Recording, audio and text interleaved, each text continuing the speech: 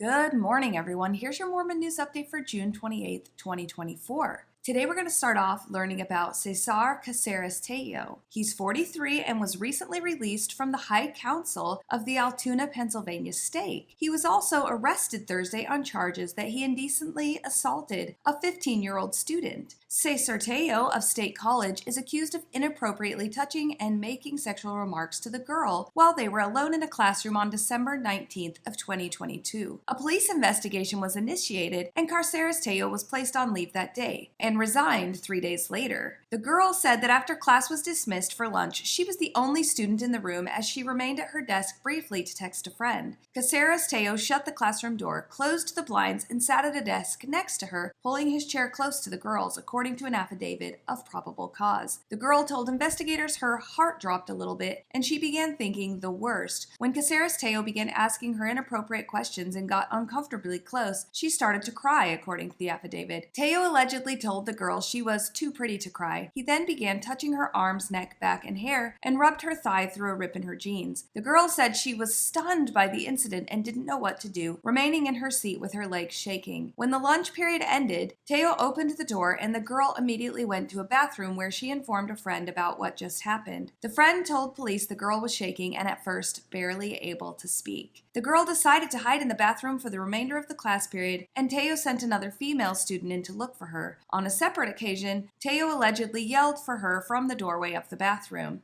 Tello interrupted the girl's next class to speak with her in the hallway, where he told her, "We don't want to start rumors. You know nothing happened," and asked if she was mad at him. She told investigators she did not respond and backed away into the classroom. Video from security cameras and text messages from the girl to two friends corroborated the victim's account of the assault and the events that followed, according to the affidavit. I do wonder where the discernment was when this gentleman was on the High Council while simultaneously doing this to this girl. Here are two paragraphs from LDS.org about what Mormons believe the gift of discernment is and why it should have prevented this man from being in such a high leadership position in his area. Bishops and branch presidents are called to care for the spiritual well-being of the members of their church units. One specific spiritual responsibility that bishops and branch presidents have is to be a common judge. As a common judge, the bishop or branch president conducts worthiness interviews, counsels members, and administers church discipline. In order to help them in these duties, the Lord has promised bishops and branch presidents the gift of discernment.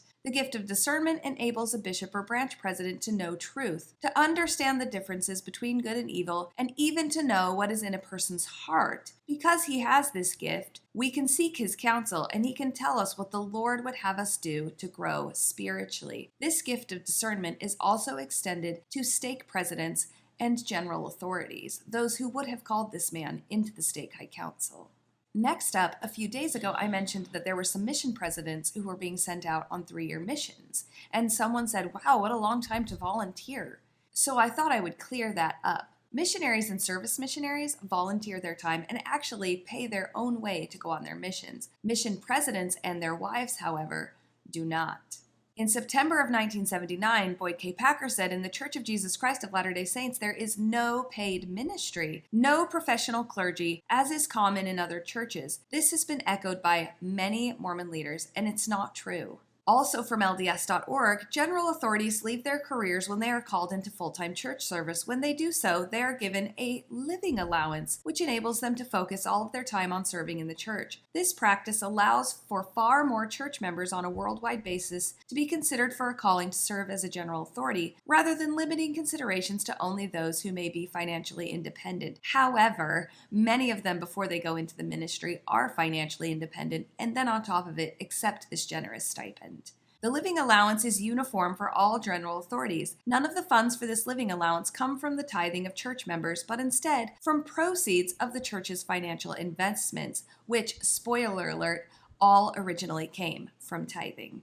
The following leaders do get paid: the First Presidency, Quorum of the 12, the First Quorum of the 70, the Presiding Bishopric, and mission presidents. Whether they call it a stipend or a living allowance, claiming that they are not paid is dishonest. And last up today, a disturbing text from a Mormon attempting to get help with his homophobia, seen on the ex-Mormon subreddit. Mormon man says in text, "It's not a calling thing. I have a project I'm working on tonight that I could use your help for, but if you're really busy, don't worry about it." To which the other Mormon replies, "Oh nice, I might have time. What do you need?" To which Mormon man responds, "I'm going to be walking around Provo scraping off flyers for an upcoming gay pride event. They put them up yesterday. I was able to remove about half of them and I wanted to remove the rest tonight. It will probably be about 11 p.m. to 1 a.m. I would do it earlier, but I'm going to be with my girlfriend and Sandy. If you're unavailable, I totally understand." And that's your quick update for today, folks. I absolutely hope you have the day that you deserve.